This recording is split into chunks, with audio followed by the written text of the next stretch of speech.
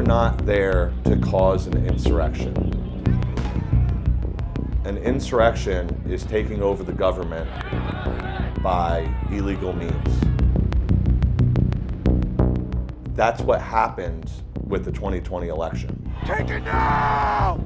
The January 6th attack on the U.S. Capitol by a mob of Trump supporters in 2021 was the closest the country has come to a violent disruption of the peaceful transfer of power since the Civil War.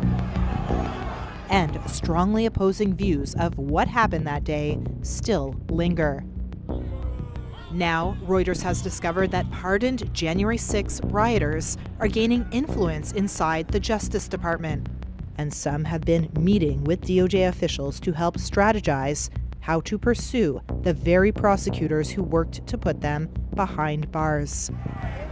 Many J6 rioters claim the official account of the Capitol siege was fabricated and are intent on rewriting it. My name is Chris Quaglin. I'm just a concerned citizen. People call me a patriot.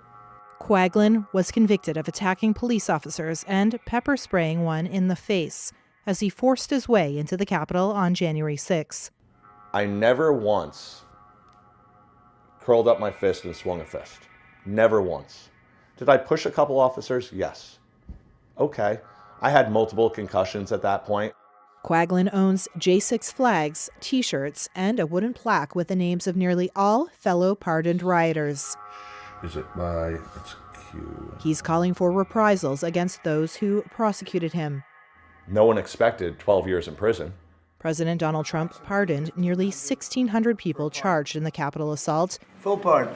including Quaglin, and has defended them as great American patriots. Quaglin has filed a formal request with the DOJ seeking $150 million for what he says were violations of his civil rights. We shouldn't have gotten anything but a misdemeanor charge and a $50 fine. Prosecutors disagree and have defended their prosecutions, pointing to extensive video evidence from the day of the attack of widespread violence. For this story, we spoke to 26 Capitol riot prosecutors, 13 defendants, and reviewed government documents, court records, Trump administration directives, and social media posts. And we found that inside the DOJ, a weaponization task force led by Trump loyalist Ed Martin, a former defense lawyer for January 6 rioters, is drafting a report re-examining the Capitol attack.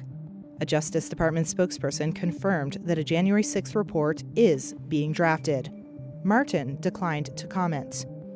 When asked about the weaponization group, a White House spokesperson said Trump had campaigned on a pledge to restore integrity to the Justice Department and is keeping that promise. Half a dozen DOJ lawyers told Reuters they're concerned Martin's investigators could allege widespread wrongdoing by J6 prosecutors and create a pretext for taking legal action against them. Fearing backlash, most of them spoke to Reuters on the condition they not be identified. The prosecutions weren't unethical. History will bear us out on that. I have no question at all. Matthew Beckwith, who worked on January 6 cases, said he was fired by Martin this January. Rioters posted a list of prosecutors' names on X, including Beckwith's, alongside calls for them to be fired or jailed. One user replied with a photo of a noose. I'm under no illusion that anyone needs to like their prosecutor. That's a very natural thing for, a defendant to not like their prosecutor, to not like what's happening to them. I understand that. For that to suddenly be coming from inside the Department of Justice, for this extraordinary example of political violence to be normalized and legitimated, that was what was most shocking to me.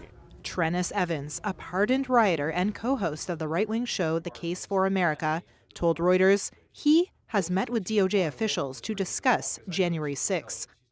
He says rioters were victims of a, quote, weaponized legal system. I want perp walks. In 2022, Evans pleaded guilty to unlawfully entering the Capitol. They are marching through now. Court records say he used his megaphone to beckon rioters inside. And he downed a shot of Fireball whiskey in a congressional conference room, according to a government sentencing memo. I will apologize for drinking my poor choice of cheap whiskey, cinnamon whiskey, Fireball, and I will apologize for my off-key, off-tone, horrific rendition of the national anthem. But I'll still sing it proudly, anywhere and anytime I damn well please. Evans has founded an organization called Condemned USA, an advocacy group for January 6 defendants, many of whom say they want to right the wrongs done to them. My anger, I wouldn't call it hatred, but anger, stems from everything that happened to me for 4 years. Quaglin, who has boxes and boxes of court documents and grievances from jail, casts J6 prosecutors as conspirators in a plot to entrap rioters.